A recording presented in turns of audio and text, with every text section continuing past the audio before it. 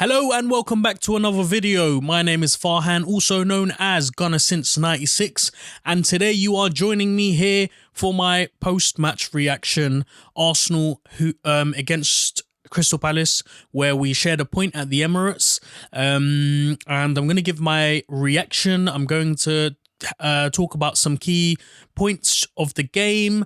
I'm also going to touch on, in fact, no, I'm not going to touch on Mikel Arteta's press conference because I don't think there was anything relevant to talk about in the 3 minutes that he spoke. I know it was fairly late, so a little bit unfair to criticize him for not giving any.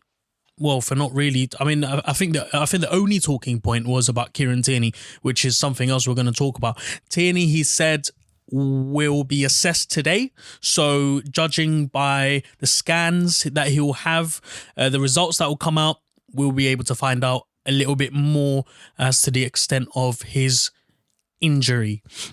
Before the game, it was said that he was going to miss today's game because of muscle tightening, and now it has progressed to needing some sort of a scan. So it's certainly very, very worrying, because considering the fact that he played on the weekend for 120 minutes. He's been playing week in, week out. There are questions for why he started against Newcastle. And look, we're going to get into all of that in a little bit. But let's start off by talking about the game itself. So it was a 1-1 draw. For me, the game itself was very drab, very dull, boring, lacked any passion, any sort of real intensity, any killer instincts. I released my podcast earlier on this morning, the Arsenal Therapy podcast. If you want to hear a proper detailed analysis of that game, do have a listen to that. It was about an hour long where I just talk about the whole game, try to break it down. But my initial reaction to that game is really, really quite disappointing. Really, really, really disappointing to see an Arsenal team to go out there, perform the way they did, and lack any sort of threat to a Crystal Palace side who, let's have it right, were incredibly poor going forward. Decided to sit back for the duration of the game. I think for 85 minutes of that game, at least, or 80 minutes of that game, they wanted to just sit back and allow Arsenal to put the pressure on. You'd ask yourself, if there was any other team, any other top tier team that was playing against a Palace side who were sitting back like that, they would have got absolutely battered. But because it was Arsenal, they got away with it, and fair play to them. You know, they got a point. Their tactics worked perfectly. Hodgson was chuffed at the end. And yeah, that was pretty much the story of the game. Trying to break down a defense that was really organized, and it was a very similar game to the one on the weekend, but also the one against Leicester. Don't know if you remember, but the game against Leicester where we lost 1-0, I think, when Vardy came on late on and scored. They were sitting back. We were practically throwing everything at them. We played a lot better then than we did today. Or last night, I should say, because then we actually looked a threat going forward. Yesterday, we did not look a threat going forward. It was very, very flat. It was very, very predictable, and at times very depressing as well to watch. So the first half, we started off really brightly, and I'm just going on from what I remember from the top of my head. I haven't made any real notes. I want to try and go on a sort of an organic rant. It's not really a rant. It's a little bit of a frustrating analysis from what I can remember, because I don't expect an Arsenal side to be looking that flat and that inventive when you're playing against a side like that who, let's be honest, did not come to get 3 points. So yeah, the first half was, the first 10 minutes, 15 minutes was okay.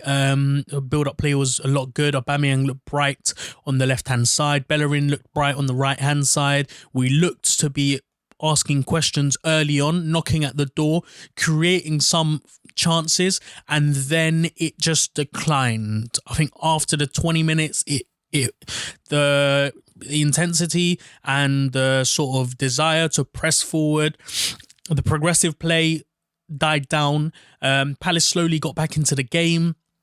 We almost allowed them to get back into the game from sloppy mistakes to cheap fouls and tackles. They could have scored late on in the first half. They could have scored 2 goals because of, sloppy mistakes, errors and cheap fouls. A free kick given away as pops it in. I don't know who heads it, but they hit the bar, and then another cross comes in, and this is again from losing the ball cheaply from an attacking bit of play. Ball comes in, Benteke with the header, an amazing world-class top quality save from Leno.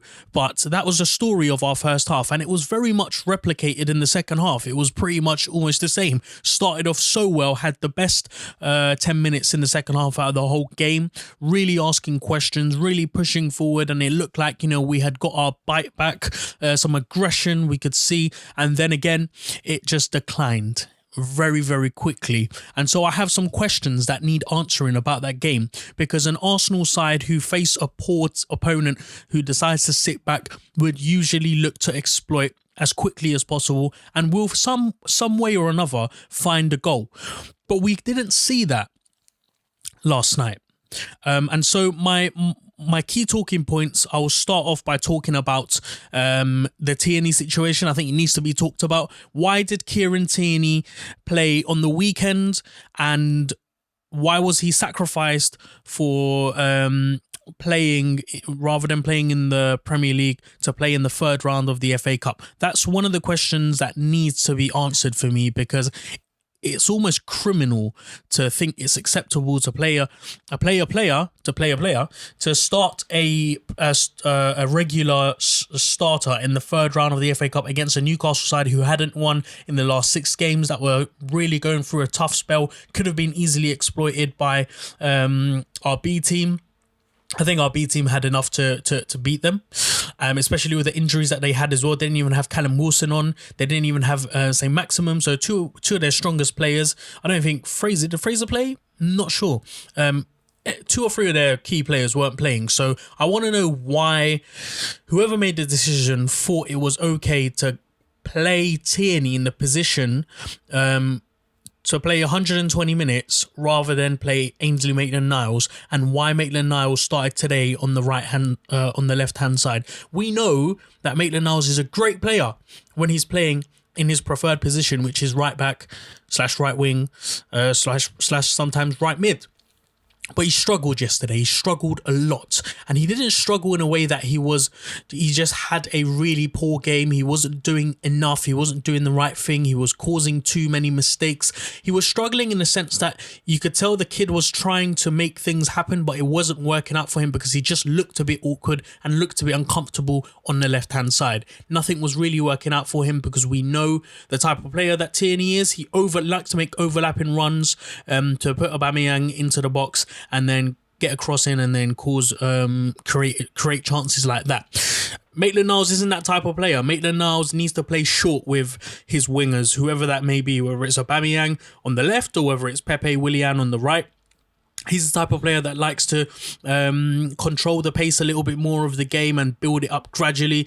We didn't see that yesterday because, again, he's in an alien position and he wasn't able to do that. He was misplacing passes, often going too deep forward. And when he was going deep forward, Xhaka was sort of putting himself in that left back position, which I must say was good positional play from him, and he did a good defensive job. We'll get onto Xhaka because I think Xhaka is another key talking point for this game, but I think it's criminal to have played Tierney in the FA Cup. And hindsight is a beautiful thing, but I mean, the eyebrows were raised for me the moment I saw the team line up against Newcastle where Tierney had started. And of course, you wouldn't expect him to start today because 120 minutes of football is going to take everything out of you, and you're more likely to suffer a muscle injury from playing intense football for that long.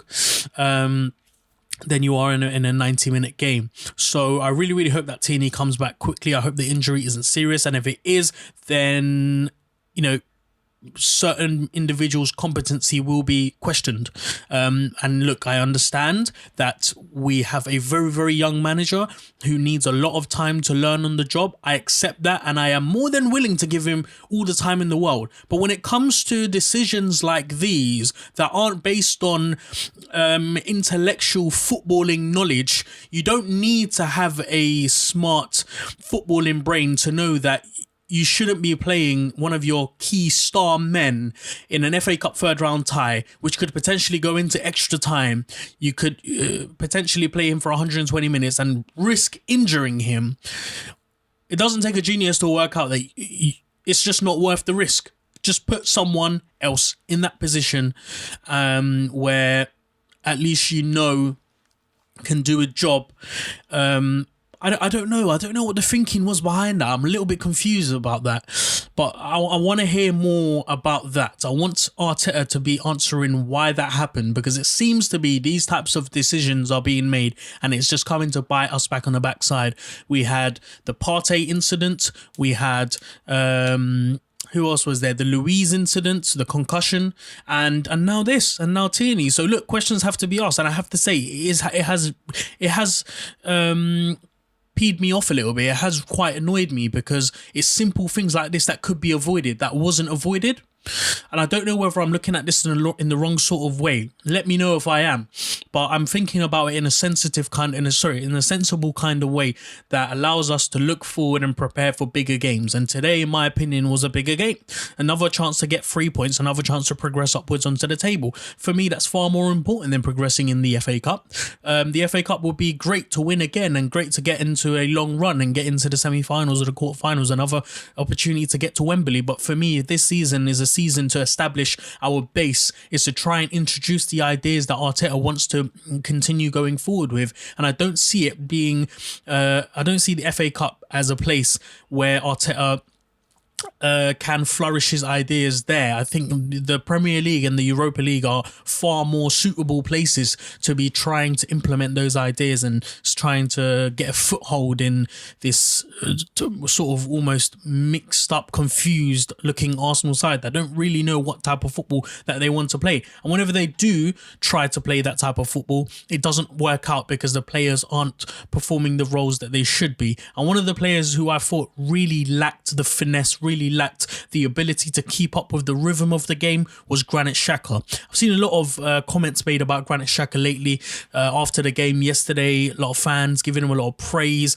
Some people even giving him man of the match. And this was after I had recorded the podcast yesterday. I don't tend to look at Twitter or go onto social media before I record my podcast. I don't want other ideas having an impact on my thoughts. But I was really quite surprised to see that. And that's because I was really, really harsh on Xhaka yesterday in the podcast. And I still remain that opinion of him still remains after, you know, considering the facts of what other people have been saying about him. I think Granit Xhaka played how Granit Xhaka usually plays, and I've been saying this for a number of years now. I don't think Granit Xhaka is suited to the way Arsenal want to play football. Yesterday there were some really bright moments when the football looked lovely, flowing really, really well. Unfortunately, I think what let us down was that the majority of our attacking players were pushing too deep into the Crystal Palace half, and the ball was not being able to be progressed through the defence into the midfield and then finally into the attacking half. It was almost the defence would have it, Louise to Holding to Louise to Xhaka back to Louise to Holding. It was very, very lost, and they lacked ideas because nobody was willing to push themselves back to receive the ball and then progress it forward. The only player that I saw do that really until he was replaced was Dani Ceballos. Dani Ceballos had an absolutely incredible game yesterday, and I think a lot of people, I think that we're being a little bit harsh on him to say that, you know, he had an okay game. Some of the balls that he was putting in, some of the crosses that he was making were absolutely inch perfect, world class, brilliant. These are the types of players that I want to see at Arsenal, players that can progress the ball forward from the midfield position. For me, there's two roles a midfielder, central midfielder plays, to sit back and I wouldn't say to sit back, but to support the defence in attacking moments where the transition from the defence plays it onto the midfield and the midfield continues to play it onto the strikers. When we don't have the ball, the midfield has an incredible role to play in filling gaps in the midfield to stop the opposition from breaking down too quickly and too easily. One of the difficult things that Crystal Palace did, one of the good things that they did to make our lives a little bit difficult was to fill in lots of different gaps, having 11 men behind the ball, being really, really organised, and just being really sort of compact to stop us from getting through them. But I think, like I said, we made it easy for them because of the way that we were set up when we were attacking. Emil Smith-Rowe at times showed his naivety by going forward. And again, look, these are really, really young players. These players need time. They need experience. They need to learn. And we can't rely on them. I've been saying this time and time again. We can't rely on Emil Smith-Rowe, Xhaka, Martinelli to be at the forefront because they need to learn. They need time to develop. If they don't get that time to develop, we're going to see a sink in their performance and a potential Joe Willock situation happening where Willock was on a high. Everyone was counting him as the guy. We need to play him more. Eventually he starts playing more and his development just gets messed up because too much pressure is on him and right now is on these kids. And if the performance carries on like this, sooner or later criticism is going to be, at the forefront of these players, and then who knows what could happen. And they're human beings. We have to remember that at the end of the day. So look, the point that I was making was that our central midfield was often quite isolated, as our defence were as well. Really clueless sideways passing reminded me of the Unai Emery days, and like I said, that's because Palace made it difficult for us to break down. And I think the formation that we were playing in as well, where we were often pressing wide, encouraging to go down the wings a bit too much, a bit reliant on the wings. Perhaps we should have maybe played a little bit through the middle as well, and oftentimes we did. But the problem was any attacking play that we had, unfortunately, the player that I have to single out, and I hate doing this, I hate being a reactionary fan who gets a little bit emotional, but yesterday I was getting very, very, very irritated by some of the movement made from Granit Xhaka, the lack of time taken to receive the ball and then to play it, because when you've got players around you that are pinging the ball really quickly, quite efficiently as well, the rhythm of the play, the intensity is there, it's building, you can see the things that are happening on the pitch, but then it gets to Granit Xhaka and he just takes that extra second to stop, think, look around and then make a pass back or sideways or something, and the worst part about having a player like that is the moment you stop, the moment you allow the opposition to get back into the game, the moment you allow the transitional play for them to be something of a calm, relaxing sort of position. Because the aim of the game is to pull players out of position. The aim of the game is when you have a team as organised as Palace, you want to make sure that you can get them out of their positions, open up the gaps, open up the positions a little bit. When they have such a tightly knit back four who are defending their area so well, passing the ball around, getting players to chase you is the only way that you can get them to get out of position. And then when the ball gets Granit Xhaka, instantly they're back into their little into their aerial positions, ready to break down any sort of Arsenal attack. And I have to say, it was just time after time after time. The defensive work that he did was decent, but I have to say that the defensive work that he was doing was often from the mistakes that he had made, the misplaced passes that he had made, and there were way too many moments in that game where passes were misplaced. And so we come to the last question, and that is why. Not necessarily why. I'll get onto the actual question itself, but the first question I asked myself is, why did that happen? I mentioned this in my podcast yesterday, and I mentioned how I am a very, very, very analytical person. And when I watch a game of football, I can often answer why things happen the way they do. And I think one of the main reasons why I started the YouTube channel and why I started the podcast was to try and make sense of things, get my thoughts out loud into the open and try and understand it for myself. But yesterday I couldn't understand why Arsenal could not break down a Crystal Palace side that was sitting back, that were being so reserved in their attacking play, that even their attacking football at times were just too sluggish, too slow, and they weren't able to open us up as much as I thought they would be. Zaha, I think, had a really poor game. Eze was okay, but in comparison to what I've seen them do in the Premier League, I think they were quite poor. As a team, I think they were poor. There were a lot of players out there who were just often just tracking back and making sure that they were man marking as much as possible, closing down any play. And I just asked myself, if it was any other team, would that have been the same result? Would 0-0 have been the same result? And it doesn't have to be a Liverpool or a Man City. We can look as far as Wolves, Everton, Leicester. You know, even teams below us, do they have the potential to break down a team like that? I think so. But why weren't we able to do that? Why did it look so difficult to play a game of football that Palace were allowing us to play? I mean, they were almost inviting us on in that second half. For the whole second half, it looked as if they were just bring it forward. And I think the answer is what Alex Scott said after the game. She summarized it perfectly for me, and that is that this game was nothing more than a reality check.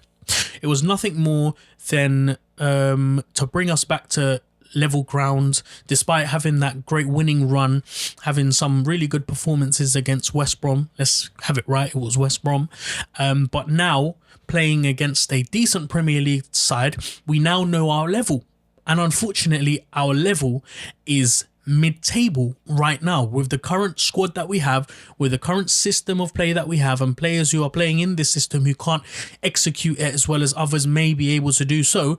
We just have to accept it that we are a mid-table team. But that doesn't sit right with me, because the transition from Arsenal being a top 4 club to a top six club and now a mid-table club, it's happened too quickly, and it doesn't sit right with me. And I don't believe that the players in this squad are mid-table players. I don't believe that. I think there is the top 4 side that we have seen in that squad, but it's just how we can get that out of them. How can we do that? And that's another question for another day, unfortunately. But the performance that I saw yesterday was one that just showed me, right, we're throwing everything at them. We're doing as much as we can. Unfortunately, it's not working. Unfortunately, it's not looking good either. And, well, there you go. That's Arsenal Football Club right now. Right now, the date being January the 15th. This is Arsenal Football Club, and this is the standards we've set ourselves. And this is unfortunately what we're going to have to accept until we see otherwise. Until otherwise. And so, yeah, I still remain annoyed. I still remain irritated. I still remain a little bit flat. I don't know. The result has sunk in. The performance has sunk in. I've digested everything the way I can. But I think the accepting part of the fact that we are where we are is something which is difficult for me to deal with and difficult for me to come to terms to. But that's football for you. And am I looking forward to the Newcastle game? No, I'm not looking forward to the Newcastle game, because what Arsenal have shown us today is that there will most probably be a repeat of the performance that we've been showing against Newcastle in the FA Cup and against Crystal Palace last game. And unless something drastic happens, I don't know. And I don't want to have this Kieran Tierney conversation about Tierney being our main focal player to get balls into the box, because Tierney, as well as Emile Smith-Rowe, as well as Xhaka, as well as Martinelli, is a human being who will have good days and who will also have bad days, and we have to accept that. And we have to accept that this football, this game, this sport that we love so much is a team sport. It's a sport of 11 players on the pitch trying very, very hard to progress the ball up the field and to score a goal. And in order to do that, you can't rely on one player. Messi and Ronaldo couldn't do it by themselves if it was 1 versus 11. And so, yeah, we need to think about this and look at this from a real place of outside of the box kind of perspective. I'm going to stop waffling now because I can talk about this for hours on end. All we can hope is that we see something different against Newcastle, whether it be a change in system, whether it be a change in the way we play off the ball. I think the main issues are, well, against Newcastle, the main problems were off the ball. Against Crystal Palace, the main problems were on the ball. And football for me isn't really a complicated sport. But what do I know? I'm nothing but a fan making YouTube videos and a podcast about the team that I love. Okay, I've been going on for long enough. I'm going to end it here. Thank you very much for watching. If you have watched the whole video, please give this video a thumbs up, subscribe to the channel if you haven't, and please hit that bell notification to be notified every time I release a video. Thank you once again for the continued support. Thank you for spending all the minutes watching my content, and I hope to see you guys again tomorrow. Thank you. Stay safe.